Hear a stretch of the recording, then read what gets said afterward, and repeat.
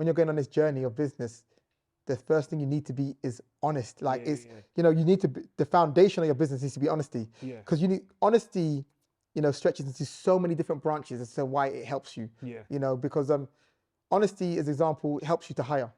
Because if you're honest with yourself about where you're strong and where you're weak, honest about where you're weak, that's what you need to hire. Yeah. Oh, I'm a good barber. I'm great. You know, I do this, I do that, blah blah blah. But you don't do, let's say, scissor cutting. Yeah.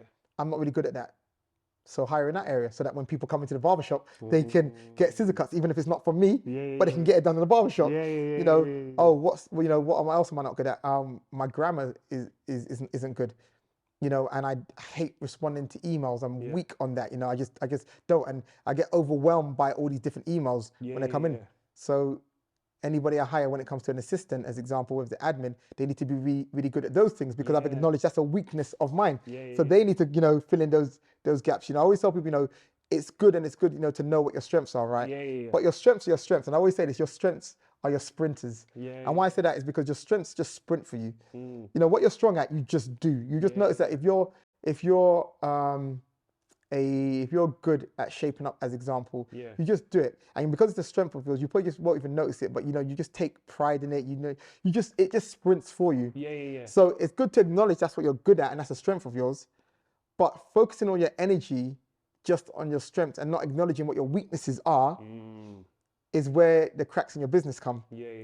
Because it's kind of like, okay, I'm good at this, but I need to also acknowledge that I'm bad at that. You know, so if I'm bad at that, what am I going to do about it?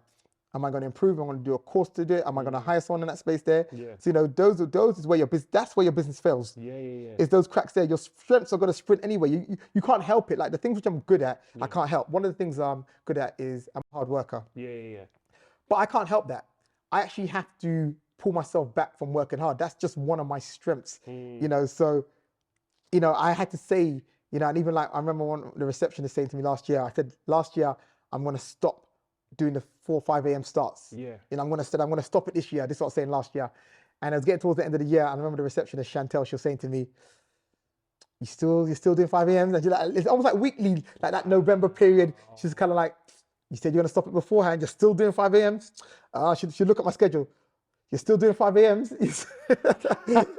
You know, and it's because, you know, and I remember being like, okay, December came, and like mid-December, and I stopped. And I said, look, I've done it. I told you by the end of the year, I'm going to stop it. But that's one of my strengths. So I'm now having to kind of pull myself away from doing that thing there, you know.